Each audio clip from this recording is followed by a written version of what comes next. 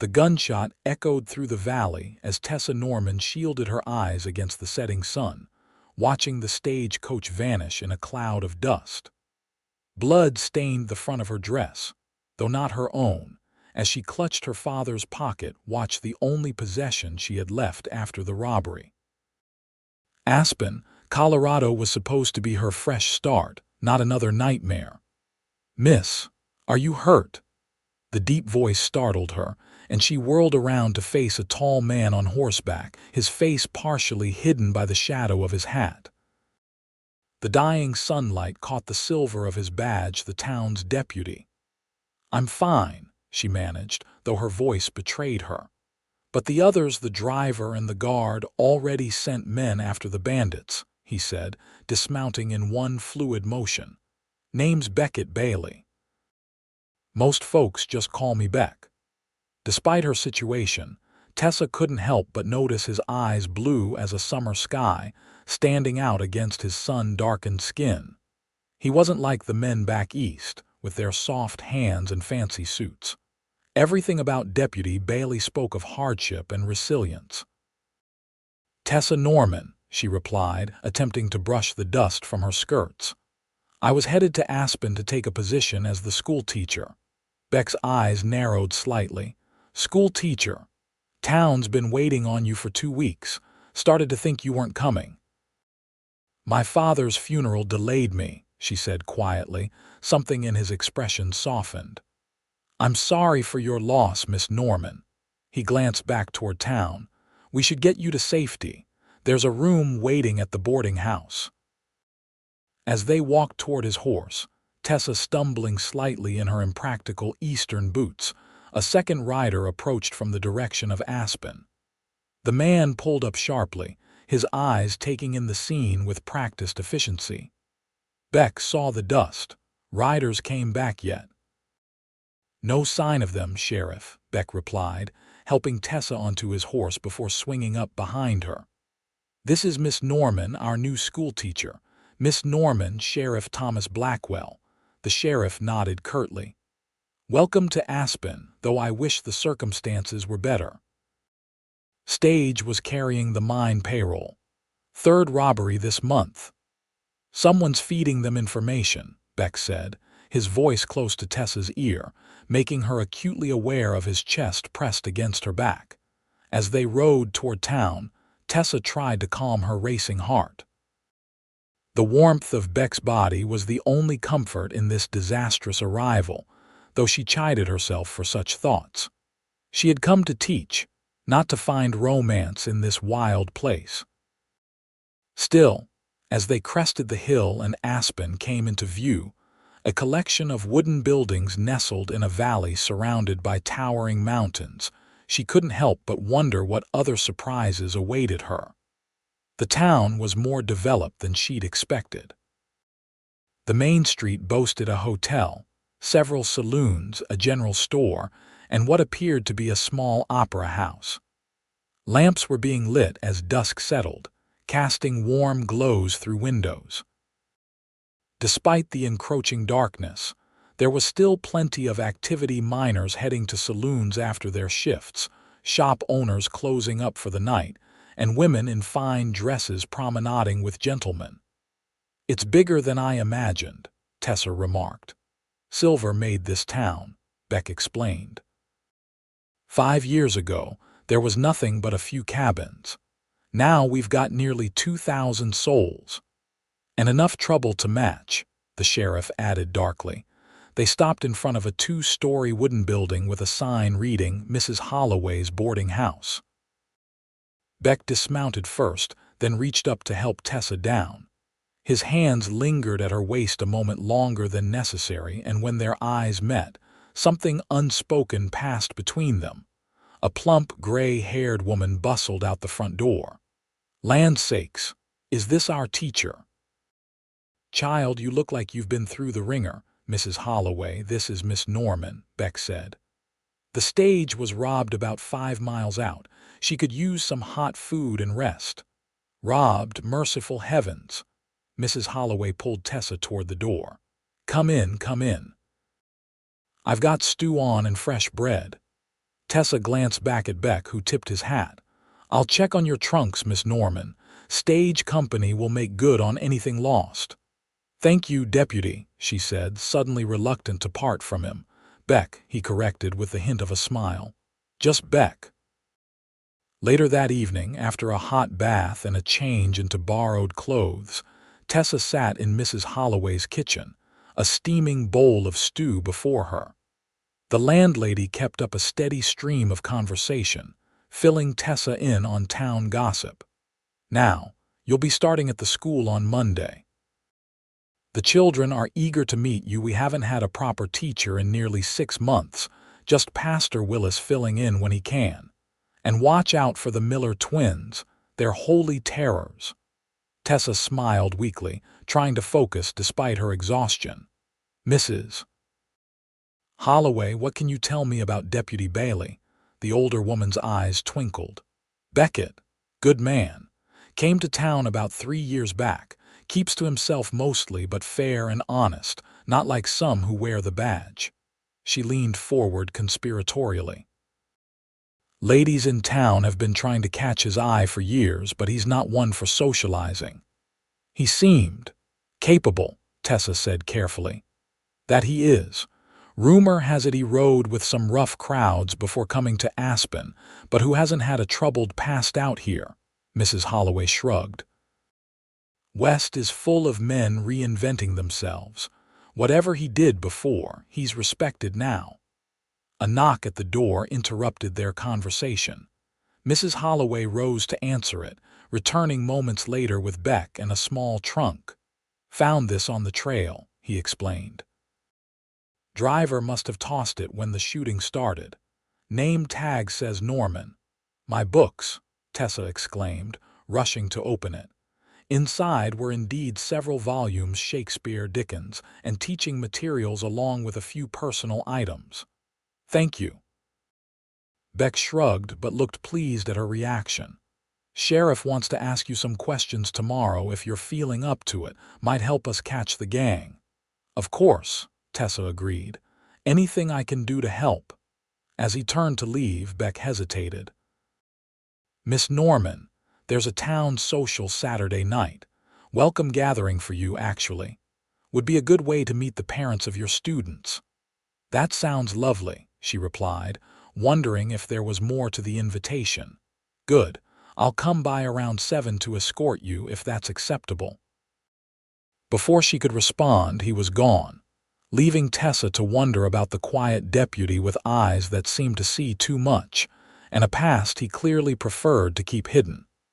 The next few days passed in a blur as Tessa prepared for her teaching duties. The schoolhouse was a simple one-room building at the edge of town, but it was clean and well supplied. She met several of her future students and their parents while shopping for necessities at the general store. Saturday evening arrived, and Tessa found herself fussing more than usual over her appearance.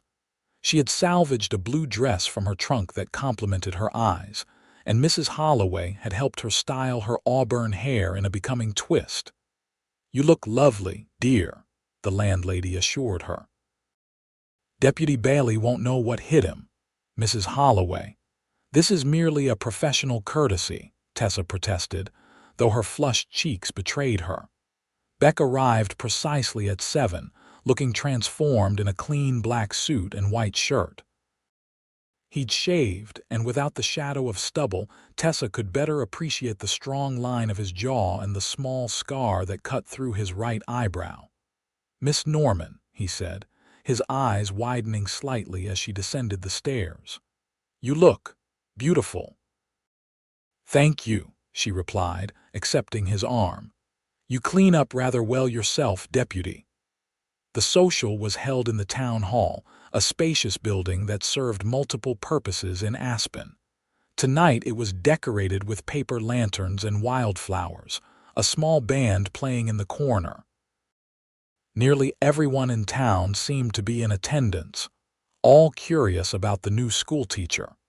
Beck stayed by her side throughout the evening, introducing her to townsfolk and quietly explaining connections and relationships. Tessa found herself watching him as much as meeting her neighbors, intrigued by the respect he commanded despite his reserved nature. "Would you care to dance?" he asked as the band struck up a waltz. "I'd be delighted," she answered, placing her hand in his. He led her to the dance floor with unexpected grace, his hand firm at her waist as they moved to the music. Tessa was acutely aware of the eyes following them, particularly those of several young women who seemed disappointed by Beck's attention to her. "I think I've made some enemies tonight," she murmured, nodding toward the watching women. Beck followed her gaze and chuckled, a deep sound that she felt through his chest. "They'll survive the disappointment." "Have you lived in Aspen long?" she asked, curious to learn more about him. Something guarded crossed his features. "Long enough to call it home. What about you? What brings a Boston lady to the Colorado Rockies?" "How did you know I'm from Boston?" "Your accent. Faint, but it's there." Tessa smiled. "You have a good ear." "Yes, I grew up in Boston, but after my father died, there was nothing left for me there. I saw the advertisement for a teacher and decided a fresh start was in order." "Bold move for a city woman," he remarked, "perhaps, but necessary." She hesitated, then added, "My father lost everything in bad investments before he died. Our home, his business. There were debts. The position here offered a chance to support myself honorably." Beck nodded, understanding in his eyes. "The West is good for fresh starts." "Is that why you came here?" she asked. He stiffened slightly but recovered quickly. "Something like that." Before she could press further, the music ended and Sheriff Blackwell approached them, his expression grim. "Beck need a word," he said, nodding politely to Tessa. "Apologies, Miss Norman." "Of course," she replied, stepping back. Beck excused himself, following the sheriff to a quiet corner. Their conversation appeared intense, with Beck's face growing more serious by the moment. When he returned to Tessa, his earlier warmth had been replaced by professional detachment. "I'm sorry, Miss Norman, but I need to go. Sheriff needs me to ride out tonight." "Is it about the stagecoach robbery?" she asked. He hesitated. "Yes, we've got a lead on the gang's whereabouts." "Please be careful," she said, touching his arm lightly. Something flickered in his eyes, surprise, perhaps, at her concern. "I'll see you safely back to Mrs. Holloway's first." The walk back was quiet, both lost in their thoughts. At the boarding house steps, Beck paused. "I enjoyed our dance, Miss Norman." "As did I," she replied softly. "When will you return?" "Hard to say. These things can take time." He glanced toward the mountains, his profile strong in the moonlight. "Don't worry about me. I've been in worse situations." "Somehow that doesn't reassure me," she said with a small smile. He tipped his hat and turned to go, then stopped. "Tessa," he said, using her given name for the first time. "Lock your door tonight. Town seems peaceful, but appearances can be deceiving." Before she could ask what he meant, he was gone, striding purposefully toward the sheriff's office. Tessa watched until he disappeared from view, wondering what dangers awaited him and what secrets he kept close to his heart. The next morning, Sunday, brought clear skies and the sound of church bells. Tessa attended service with Mrs. Holloway, meeting more townspeople and receiving warm welcomes. Pastor Willis, a kindly man with spectacles and a gentle voice, made a point of introducing her to the congregation. "We're blessed to have Miss Norman join our community," he announced. "Our children's education is a sacred responsibility, and we're thankful to have a qualified teacher among us again." After the service, Tessa found herself surrounded by mothers eager to discuss their children's progress and fathers inquiring about the curriculum. She answered patiently, though part of her attention remained on the church entrance, hoping to see Beck return. "He won't be back yet," Mrs. Holloway said as they walked home, reading Tessa's thoughts. "Those mountains are vast, and if they're tracking outlaws, it could be days." "I'm not waiting for anyone in particular," Tessa protested weakly. Mrs. Holloway just patted her hand knowingly. Of course not, dear. Monday arrived, and with it, Tessa's first day of teaching.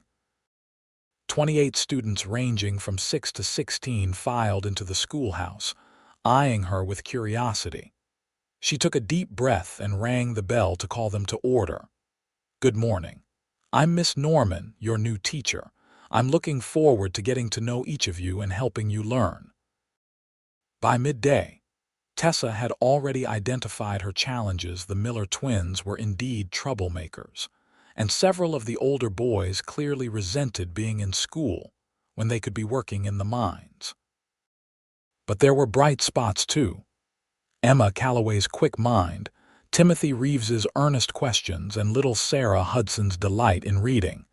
As the week progressed, Tessa settled into a routine. She found teaching rewarding despite the occasional disciplinary issue. Each evening she prepared lessons, graded assignments, and tried not to wonder when Beck would return.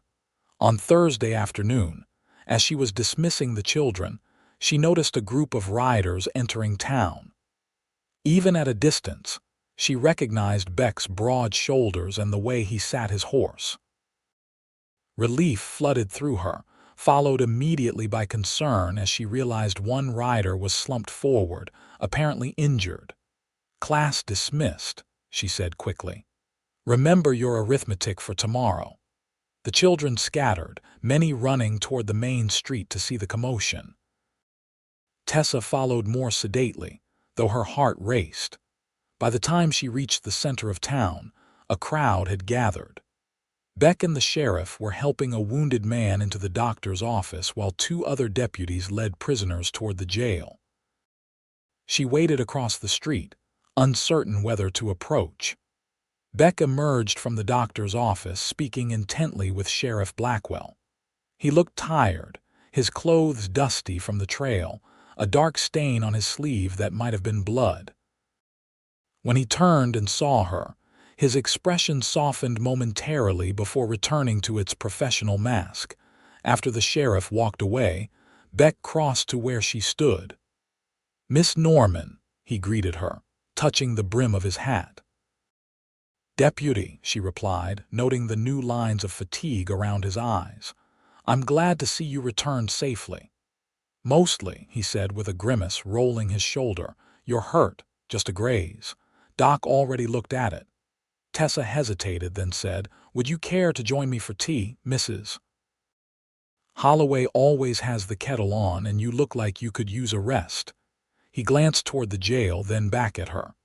"I need to help process the prisoners, but maybe later, around 7. "I'll expect you then," she said with a smile. Beck arrived precisely at 7, freshly bathed and changed, though the weariness remained in his eyes. Mrs. Holloway served tea in the parlor, then conveniently remembered urgent baking that required her attention in the kitchen. "Was your mission successful?" Tessa asked once they were alone. Beck nodded, setting down his teacup. "Caught 4 of the 6 gang members. The others escaped into the mountains, but we recovered most of the payroll money." "That's wonderful news," she said. "The town must be relieved. For now." He ran a hand through his hair, a gesture she was beginning to recognize as a sign of his inner conflict. "There will be others, always are. You sound like you've seen a lot of outlaws," she observed carefully. His eyes met hers, measuring, calculating. "I have. Before you became a deputy." A shadow crossed his face. "Miss Norman, Tessa, some questions are better left unasked." "I apologize," she said quickly. "I didn't mean to pry," Beck sighed, leaning forward. "No, I'm sorry. You've been nothing but kind, and I'm acting like a bear with a sore paw." He hesitated, then continued. "The truth is, my past isn't something I discuss. Not because I'm ashamed, though perhaps I should be, but because it could be dangerous for me and anyone close to me." Tessa felt a chill at his words. "I understand," she said, though she didn't, not really. He smiled faintly. "No, you don't, and that's a good thing."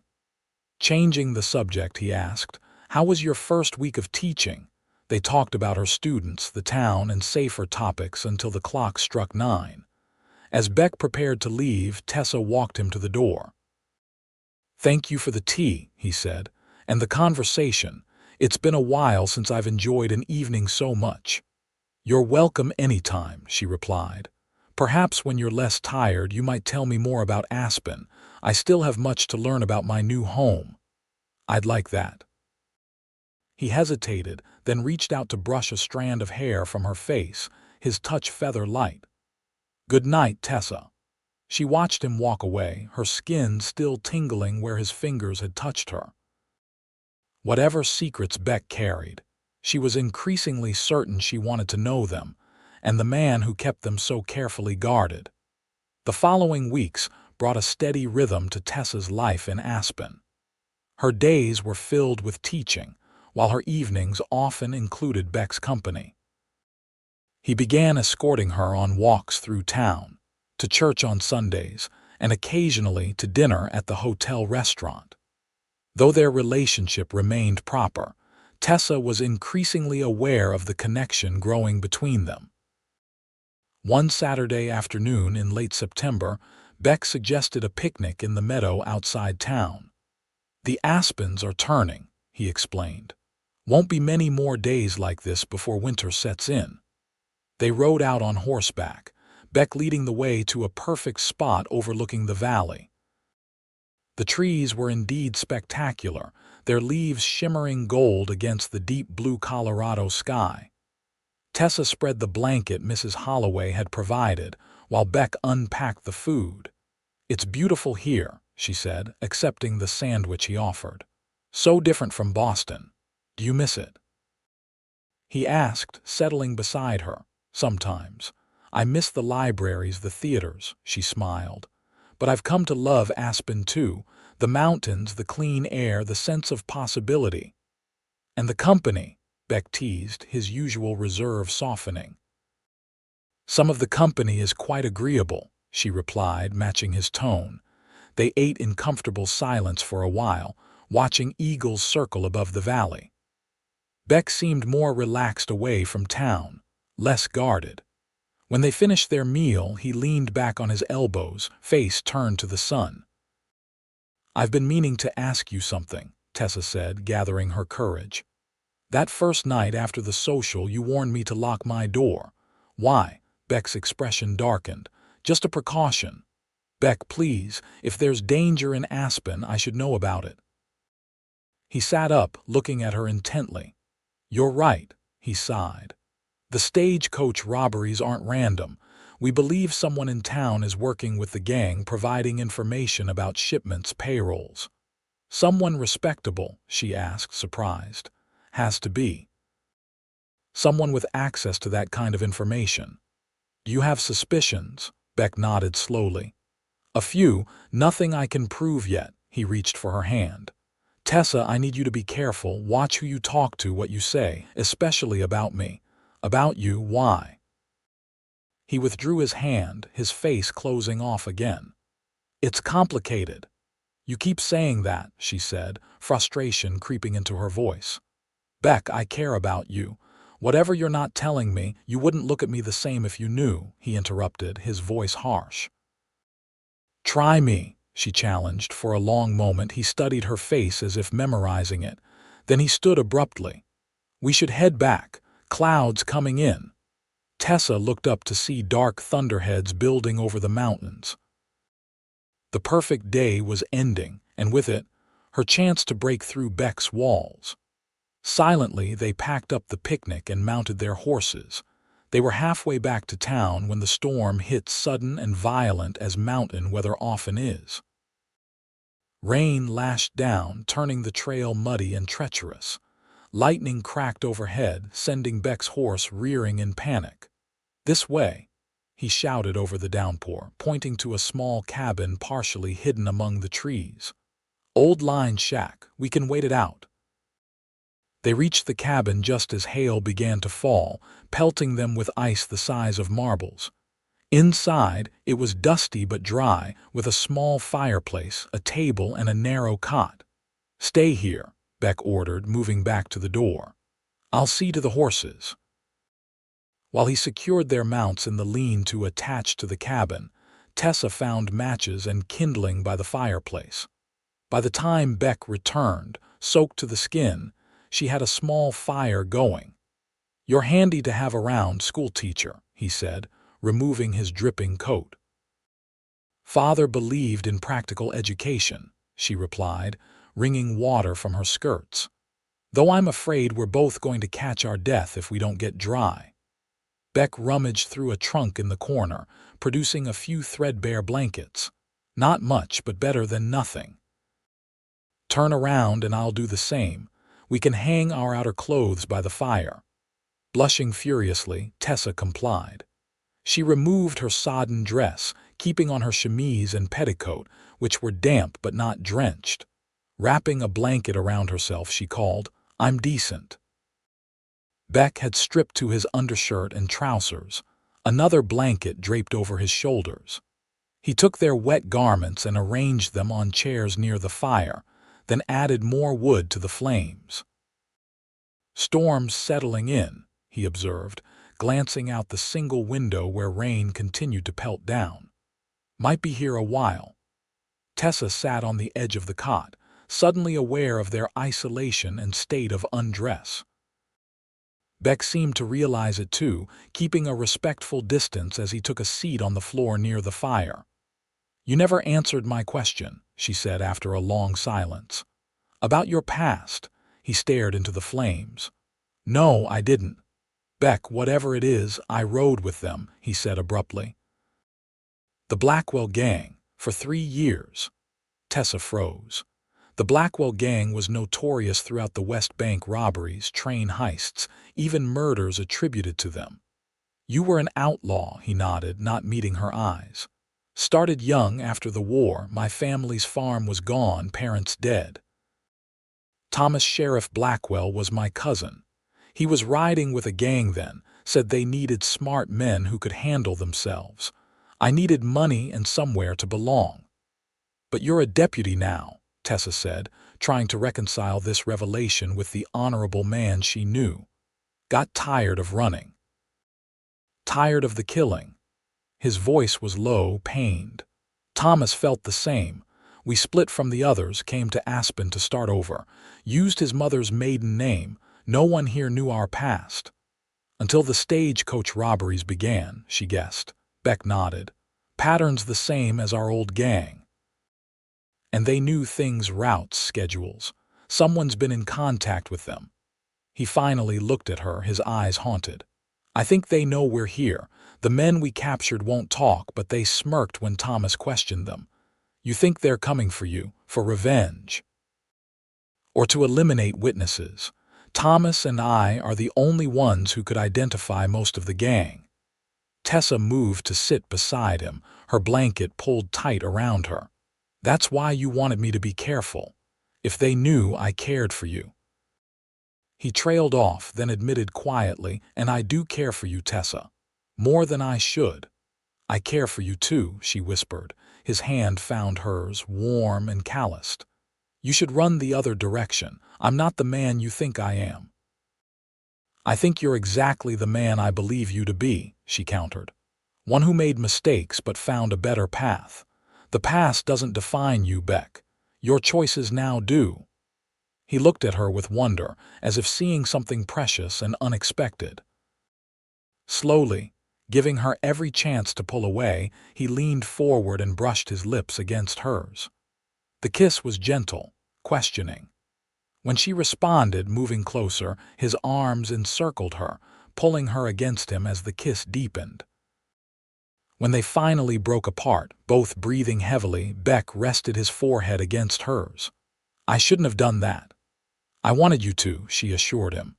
"Tessa, there's more you need to know. Things I've done." She placed her fingers over his lips. "Tell me tomorrow, tonight just hold me."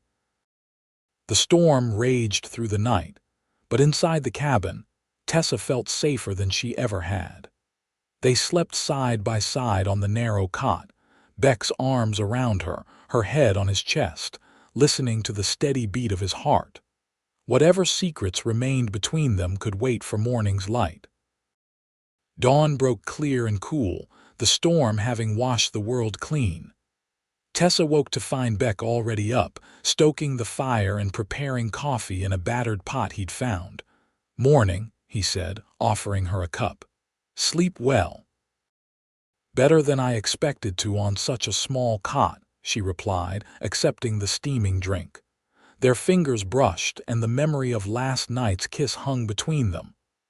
"About last night," Beck began, sitting beside her. "I shouldn't have taken advantage." "You didn't," she interrupted. "I'm a grown woman, Beck. I knew what I was doing," he nodded, relieved. "Still, your reputation is my concern." She touched his cheek. "Though I appreciate your consideration." Their clothes had dried overnight and they dressed quickly, backs turned to preserve modesty. As Tessa pinned up her hair, Beck prepared the horses, his manner more subdued than the previous evening. "You're worried about returning to town," she observed as they mounted up. "The sheriff will have questions about our absence," he confirmed. "And I'm not sure how much to tell him about what I've told you." "Only what you're comfortable with," she assured him. "But Beck, if your old gang is targeting Aspen, shouldn't the town be warned?" he sighed. "You're right. It's just once people know my past, everything changes. The trust I've built, the respect, it disappears. Not everyone will judge you for who you were rather than who you are. I hope you're right." He nudged his horse closer to hers. "Tessa, whatever happens, know that last night meant something to me. You mean something to me." "As do you to me," she replied softly. They rode back to town side by side, both aware that their relationship had irrevocably changed and that bigger challenges awaited them in Aspen. The town was bustling as they rode in, though several people stopped to stare at their bedraggled appearance. Mrs. Holloway was sweeping her porch when they arrived, her eyebrows rising at the sight of them. "Caught in the storm, were you?" she asked, too innocent. "Yes, madam," Beck replied. "Found shelter at the old line shack. I'll be back to properly escort Miss Norman to dinner this evening if that's acceptable." "Of course," the landlady said, ushering Tessa inside. Once the door closed, she turned with hands on hips. "Now then, young lady, you'll be wanting a hot bath and some explanations ready for wagging tongues." "Nothing improper happened, Mrs. Holloway," Tessa insisted. "Doesn't matter what happened. Matters what people think happened." But she softened, patting Tessa's cheek. "Though for what it's worth, I think Beckett Bailey is a fine man, whatever his secrets might be. You know." Tessa asked, surprised. "Child, I've lived 63 years. You learn to read people." She bustled toward the kitchen. "Bath first, then we'll talk." Later that afternoon, freshly bathed and changed, Tessa sat in the parlor with Mrs. Holloway, confiding some of what Beck had shared. "I suspected as much," the older woman said. "Too much skill with a gun to be just a farm boy, and those eyes seen too much for a man his age. Does it change how you see him?" Tessa asked anxiously. "West is full of men with pasts, child. What matters is who they choose to be now." She patted Tessa's hand. "But if his old gang is circling, you need to be careful. Men like that don't forgive betrayal." Before Tessa could respond, a commotion erupted outside, shouts, then a gunshot. They rushed to the window in time to see Beck and the sheriff running toward the bank, weapons drawn. "Stay here," Mrs. Holloway ordered, but Tessa was already heading for the door. Main Street was chaos, people running for cover, more shots being fired. From her position on the boarding house porch, Tessa could see 3 masked men emerging from the bank, bags of money in their hands. Beck and the sheriff took cover behind a water trough, exchanging fire with the robbers. 2 more men appeared on horseback at the end of the street, providing cover for their companions. One of them spotted the sheriff and took careful aim. Without thinking, Tessa shouted a warning. "Beck, behind you." Her cry saved his life. He dove sideways just as a bullet splintered the wood where he'd been crouching. The sheriff wasn't as lucky. A shot caught him in the shoulder, spinning him to the ground. Beck returned fire, hitting one of the robbers in the chest. The man fell, while his companions mounted up and galloped out of town, firing wildly behind them. Tessa ran to where Beck knelt beside the fallen sheriff, pressing a bandana to the man's wound. "Thomas, stay with me," Beck urged. "Doctor's coming." The sheriff's eyes were glazed with pain. "Recognized one of them," he gasped. "James, it was James." Beck's face hardened. "I knew it, the others couldn't see. But if James is here," he broke off, coughing. "Save your strength," Beck said as Dr. Wilson hurried over. Tessa helped the doctor carry the sheriff to his office, while Beck organized a posse to pursue the robbers. Before he rode out, he pulled Tessa aside. "Stay inside. Lock the doors," he ordered. "If I'm not back by morning, take the eastbound stage. Don't stop until Denver." "I'm not leaving you," she protested. "Tessa, these men will kill anyone in their way. They know I'm here now, and they might have seen you warn me." His eyes were fierce with worry. "I can't protect you and hunt them at the same time." "Then don't go," she pleaded. "I have to. They'll keep coming otherwise." He cupped her face in his hands. "I'll come back to you if I can." He kissed her quickly, then mounted his horse and galloped away, leading 6 armed men out of town. Tessa watched until they disappeared from view, a sense of foreboding settling over her. That night, unable to sleep, Tessa sat by her window, watching the empty street below. Mrs. Holloway had finally gone to bed after they'd received word that the sheriff's surgery had been successful, the bullet removed, his condition stable. Just past midnight, Tessa noticed movement across the street, a shadow detaching itself from the alley beside the general store. A man in a long coat slipped toward the jail, glancing furtively around. Something about his movements seemed wrong, predatory. Making a snap decision, Tessa grabbed her shawl and crept downstairs. If this was one of the gang members, the night deputy could be in danger. She needed to warn him. The streets were deserted as she hurried toward the jail, keeping to the shadows. As she approached, she heard a muffled thud, then silence. The lamp in the window that usually signaled the deputy's presence had been extinguished. Heart racing, Tessa hesitated at the corner. She should go for help, but who? Most of the able-bodied men had ridden out with Beck. Before she could decide, rough hands grabbed her from behind, a calloused palm covering her mouth. "Well now, what have we here?" A voice rasped in her ear. "Out for a midnight stroll, missy," she struggled, but the man was strong, dragging her into the darkness between buildings. Inside the narrow space, 2 more men waited. One held a lantern, its light revealing the bloodied form of the night deputy on the ground. "Looky here, James," her captor called softly. "Found us a spy." The man with the lantern turned, and Tessa gasped against the hand still covering her mouth. He was older, perhaps 50, with a scar running from his right eye to his chin, distorting his features into a permanent sneer. "The schoolteacher," he said, recognition in his cold eyes. "Beck's woman."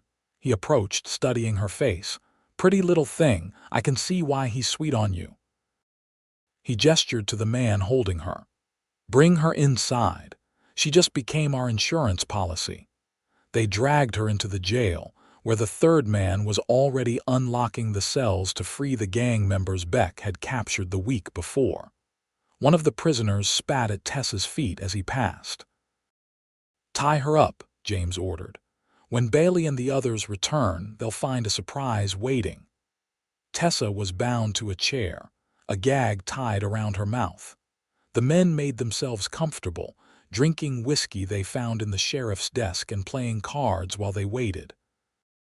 Dawn was approaching when the sound of horses signaled the posse's return. James positioned himself behind Tessa, pressing a knife to her throat. "Not a sound," he whispered. or you die first." The door opened, and the first deputy froze at the sight before him.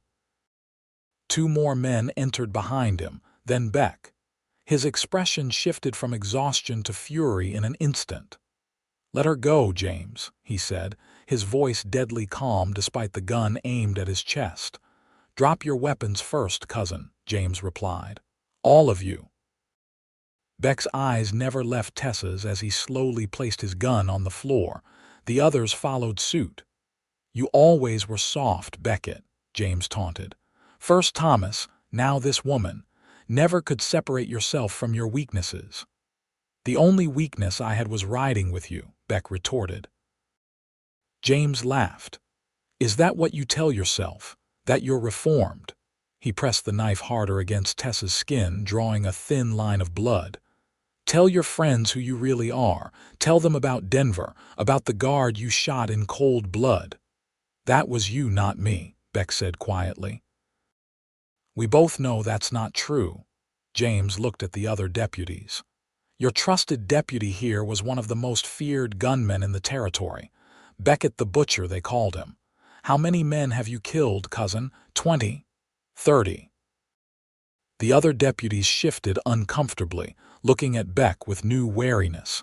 He ignored them, focusing solely on Tessa. "Whatever I was, I'm not that man anymore," he said, his eyes never leaving hers. "And whatever happens here today doesn't change that." James snorted. "Noble words for a cornered rat," he gestured to his men. "Tie them up. We're taking the horses and supplies, then heading south. The woman comes with us for insurance." "Take me instead," Beck offered immediately. "I'm worth more to you alive than dead." "No, I don't think so." James smiled cruelly. "She'll keep you from following too closely, and when we're safely away, well, maybe we'll send her back, most of her anyway." As his men moved to secure the deputies, Tessa caught Beck's eye. She glanced meaningfully toward her feet, where she'd been working the ropes against the chair leg. They had frayed, not completely broken, but loose enough. He gave an imperceptible nod. The moment one of the outlaws bent to tie Beck, Tessa surged forward, taking James by surprise. The knife nicked her neck as she broke free, but she ignored the sting, throwing herself to the floor as Beck lunged for his discarded weapon. Gunfire erupted in the confined space. Tessa crawled under the desk, covering her ears against the deafening noise. When it finally stopped, she peered out to see Beck standing, bleeding from his arm but alive. James and two others lay motionless on the floor. The remaining outlaws had their hands raised in surrender. Beck staggered to Tessa, pulling her into his arms. "Are you hurt?" "Just scratches," she assured him, clinging to him. "I'll live." He pressed his face into her hair. "I thought I'd lost you." Later, after the wounded had been treated and the dead removed, Beck sat with Tessa in the sheriff's office. Thomas Blackwell had been brought in from the doctor's house, pale but alert to hear their report. "James always was a vindictive bastard," the sheriff said when they'd finished. "But he's gone now, along with most of the original gang. What happens now?" Tessa asked, looking between the cousins. Thomas sighed. "Truth has a way of coming out. Half the town heard James shouting about our past." He glanced at Beck. "We'll have to face that." "I'll resign my badge," Beck said quietly. "It's the right thing to do." "The hell you will," Thomas retorted. "You saved this town today. That counts for something." "And if the townspeople want us gone?" Beck asked. The sheriff shrugged his good shoulder. "Then we'll go, start over somewhere else." He looked at Tessa. "Though some things might be harder to leave behind now." Beck's hand found Tessa's, squeezing gently. "I won't ask you to come with me if it comes to that. Your place is here, teaching." "My place is with you," she corrected firmly, "wherever that may be." The news spread quickly through Aspen. By evening, a crowd had gathered outside the jail, their mood uncertain. Beck, still wearing his badge, stepped onto the porch to face them, Tessa at his side. "I know you've all heard rumors today," he began. About my past and Sheriff Blackwell's, they're true. We rode with the Blackwell gang years ago. Murmurs rippled through the crowd, but no one interrupted. We left that life behind, came here to start over, to make amends by upholding the law instead of breaking it. He straightened his shoulders. I won't make excuses for what I was. But I stand by what I've done since coming to Aspen. Mayor Hollister pushed through to the front. The way I see it, Deputy Bailey, you and the sheriff have kept this town safe for 3 years, prevented robberies, caught criminals, saved lives, including many standing here today. Several people nodded in agreement. A man's past is his own business, the mayor continued. It's his present actions that concern this town, and your present action was to risk your life protecting Aspen and its citizens. Hear, hear, someone called, followed by more voices of support. The mayor turned to the crowd. I propose we judge these men by what we know of them now, not by sins long past. All in favor.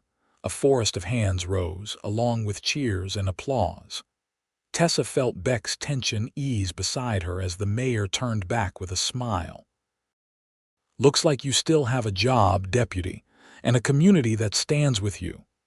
That night, Beck walked Tessa back to the boarding house, both quiet as they processed the day's events. I can hardly believe it, he finally said. I expected tar and feathers, not forgiveness. People can surprise you, Tessa replied, squeezing his hand. Just as you've surprised yourself, I think. He stopped at the boarding house steps, turning to face her. Tessa, I need to say something while I have the courage. He took both her hands in his. These past months, knowing you, being with you, you've made me believe I could be more than my mistakes, that I deserve a future, maybe even happiness. You do, she assured him. I love you, he said simply. I don't have much to offer except a complicated past and an uncertain future.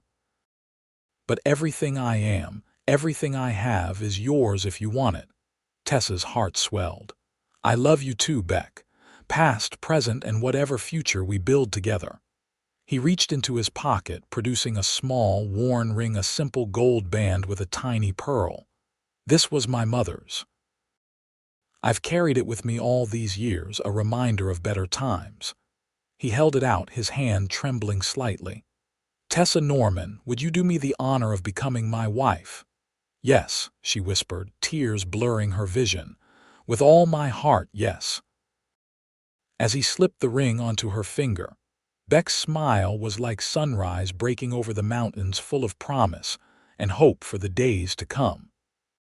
He pulled her close, sealing their promise with a kiss that spoke of a future neither had dared imagine before finding each other in this small corner of the West. Winter descended on Aspen with a vengeance that year, blanketing the town in snow and ice. By Christmas, Beck and Tessa had been married for 2 months, a small ceremony in the church witnessed by the entire town. They'd moved into a modest cabin on the edge of town, close enough for Tessa to walk to the schoolhouse each day. Sheriff Blackwell recovered fully from his wound, though cold weather made his shoulder ache. The town settled back into its rhythms, the excitement of the robbery and revelations fading into stories told around saloon tables. On Christmas Eve, as snow fell gently outside their window, Beck watched Tessa hang stockings by their fireplace. The simple domesticity of the scene still amazed him, that he, with all his past sins, could find such peace. What are you thinking about, husband? Tessa asked, catching his thoughtful expression. How lucky I am, he replied, pulling her onto his lap. How different life was a year ago. Do you ever miss it? The excitement of the road, he considered the question seriously. Sometimes I miss the freedom, the open country. But never the fear, the running. His hand covered hers where it rested on her still flat stomach, and I wouldn't trade what we have now for anything. They'd only recently confirmed Tessa was expecting, their first child due in summer. The news had filled Beck with equal parts joy and terror, the responsibility of fatherhood both wonderful and daunting. "Tell me everything," Tessa said suddenly, settling more comfortably against him. "About your time on the road. The good parts, the adventures." "Our child should know where their father came from, all of it." Beck hesitated. "Are you sure? Some of it isn't pretty." "I want to know all of you," she insisted. "The man you were shaped, the man you are, the man I love." He nodded slowly, gathering his thoughts. "I was 18 when I joined the gang. The war had just ended. I'd fought for the Union, came home to find my parents dead from fever, the farm foreclosed." As the fire crackled and snow continued to fall, Beck shared his story: the long rides across empty country, sleeping under stars, the brotherhood of men on the wrong side of the law. He spoke of Thomas, his cousin who'd been more like a brother, leading him down a dark path but ultimately bringing him back to the light. The cowboy lowered his voice and said, "There were women, saloons, gambling, money that came easy and left easier, days of hunger and nights of plenty." He stroked her hair. "But there was beauty too, sunrises that could break your heart, canyons so deep you'd swear they reached the center of the earth, friendships forged in fire." Tessa listened without judgment, asking questions, laughing at some stories and growing somber at others. When he finally fell silent, she kissed him softly. "Thank you for trusting me with your past," she said. "It feels good to finally speak of it," he admitted. "Like setting down a heavy load I've carried too long. No more secrets between us," she promised. "No more secrets," he agreed, sealing the vow with a kiss. As midnight approached, they moved to the window, watching the snow transform their world into something pure and new, much like love had transformed their lives. Beck's arm circled Tessa's waist, his hand protective over the child growing within her. Whatever the future held, they would face it together, their shared strength greater than any challenge that might come their way. Spring arrived in a riot of wildflowers, painting the mountainsides in yellows, blues, and purples. Tessa's condition was now obvious, her rounded belly preceding her as she moved through town. She had continued teaching, though the school board had already hired a replacement to begin in May, giving her time to prepare for the baby's arrival in July. Beck had been promoted to full sheriff after Thomas Blackwell accepted a position as U.S. Marshal for the territory, his experience with outlaw gangs proving valuable to the federal government. The new responsibility sat well on Beck's shoulders, the final step in his journey of redemption. One evening in late April, as they sat on their porch watching the sunset, a rider approached their cabin. Beck tensed, his hand moving instinctively to the gun he still wore even at home. "Evening, Sheriff," called a familiar voice. "Hope I'm not intruding." "Thomas." Beck stood, grinning as his cousin dismounted. "We weren't expecting you for another week. Finished my business in Denver early," the marshal explained, embracing Beck before turning to Tessa. "Mrs. Bailey, you're looking radiant." "Flatterer," she laughed, accepting his kiss on her cheek. "Come inside. Dinner's almost ready, and there's plenty to share." Over a meal of venison stew and fresh bread, Thomas shared news from the territorial capital. "Governor's pleased with how we've cleaned up the gangs," he reported. "Railways coming through next year, bringing more settlers, more business. And more trouble, no doubt," Beck added. Thomas nodded. "Which brings me to why I'm here." He glanced between them. "I've been authorized to expand my team. Need deputies I can trust for special assignments. Men who know how outlaws think because they've been there themselves." Beck set down his fork. "You offering me a job, if you want it. Pays better, works harder. You'd be covering the whole territory, not just Aspen." Thomas looked at Tessa apologetically. "Means traveling, being away from home sometimes."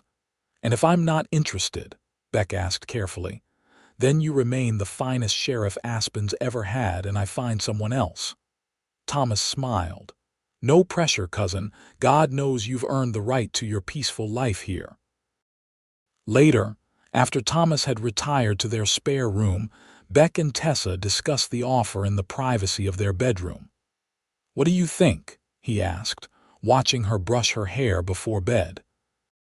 "I think you're considering it more seriously than you're letting on," she replied, meeting his eyes in the mirror. Beck sighed. "Part of me wants to say yes immediately. The work would be important, meaningful. But I have responsibilities here now, to you, to our child." He moved behind her, placing his hands on her shoulders. "I won't be the kind of father who's never home." Tessa turned to face him. "What if there's a middle ground?" Thomas said, "Sometimes away, not constantly." "You wouldn't mind," she stood, taking his hands in hers. "Beck, I fell in love with you knowing who you are. A man who needs to make a difference, who can't turn away from what's right." She smiled. "I don't expect that to change just because we're married. You're an extraordinary woman, Tessa Bailey. And don't you forget it," she teased, rising on tiptoes to kiss him. "Talk to Thomas tomorrow. See what the position really entails. Then we can decide together." The next morning brought clarity. The marshal's position would indeed require travel, but based in Denver with regular returns home. Thomas needed Beck's tracking skills and knowledge of outlaw hideouts more than he needed another gun in daily shootouts. "Think of it as preventative work," Thomas explained over breakfast. "Stopping trouble before it starts, rather than cleaning up after." By noon, the decision was made.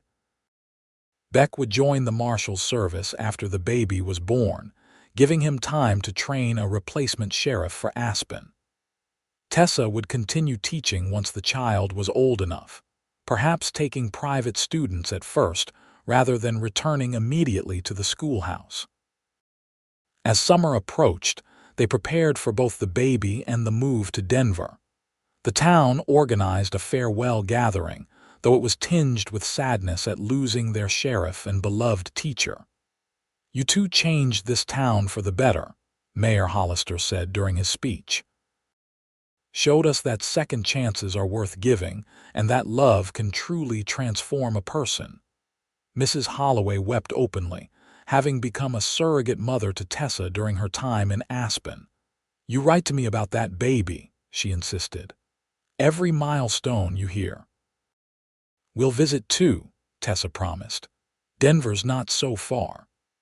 The baby arrived on a sweltering July morning, a healthy boy with his father's blue eyes and a shock of dark hair.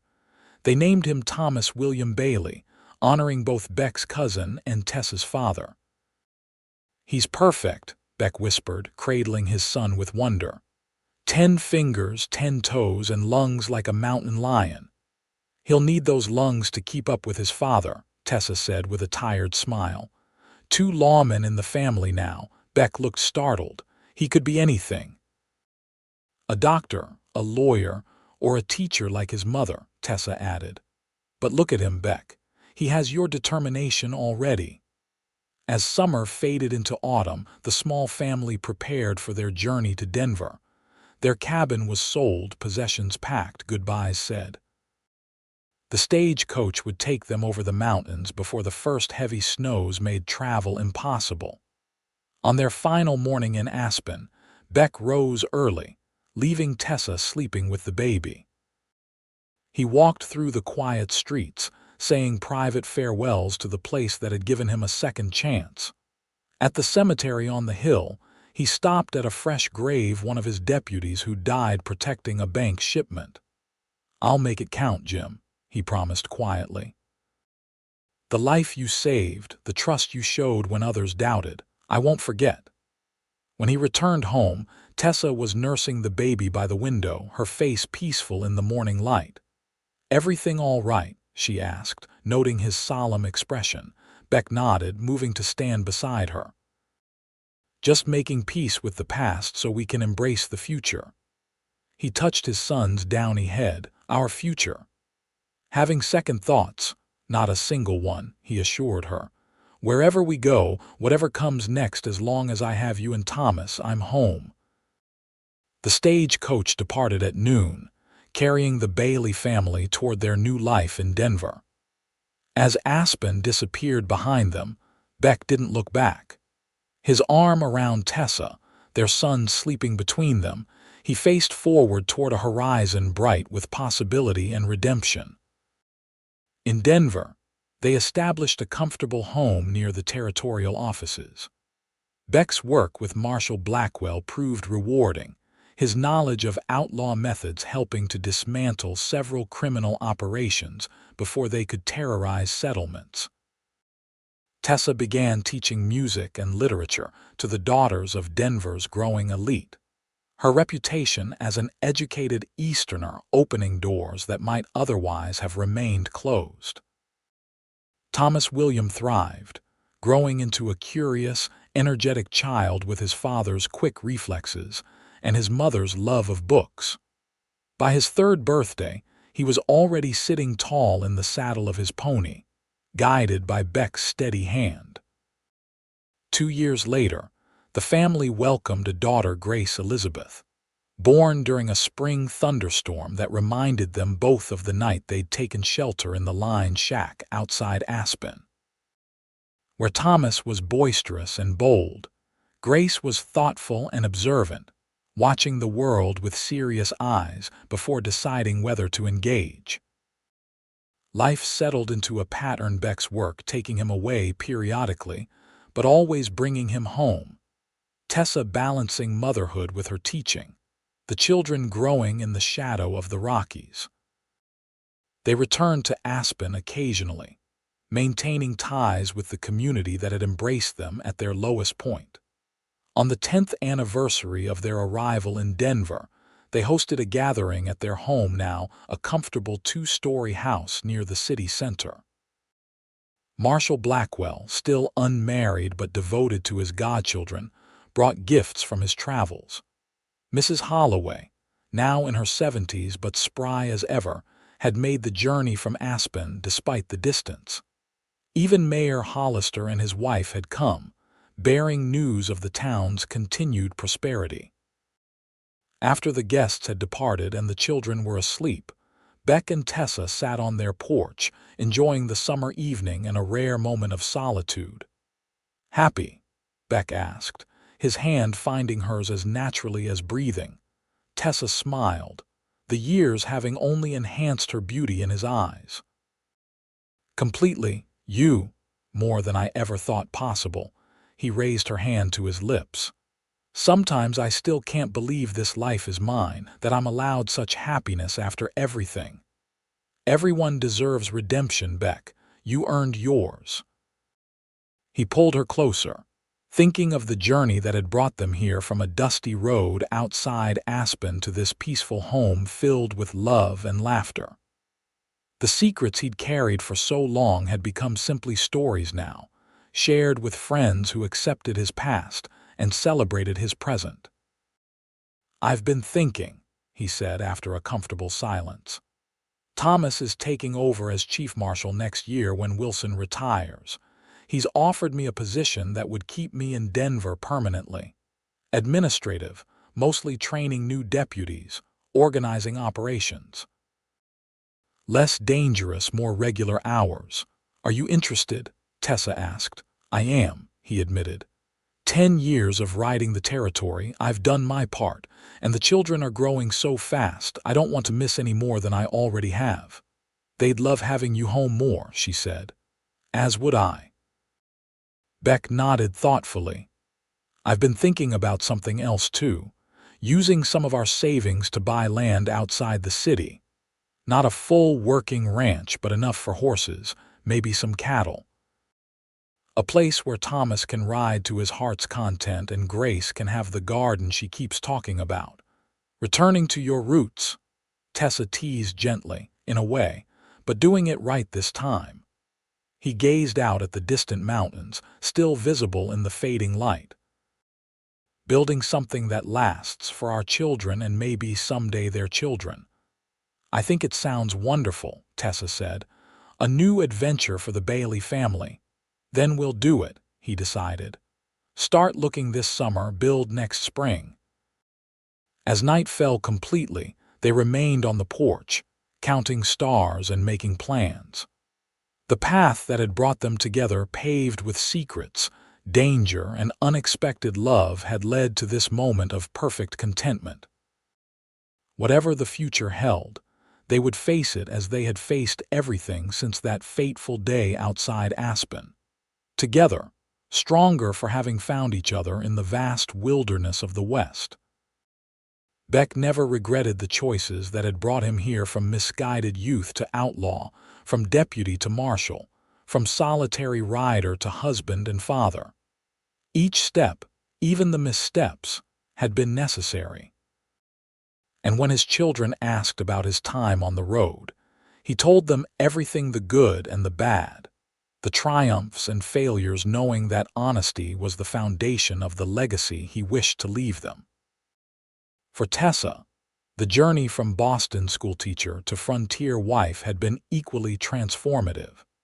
She had found strength she never knew she possessed, courage to face dangers both physical and emotional, and a capacity for love that transcended boundaries of class and background. Together, they had rewritten their stories, not erasing the past, but building upon it to create a future neither could have imagined alone. And in the end, that was the true treasure they had found in the Wild West, not gold or silver, but the priceless gift of redemption through love.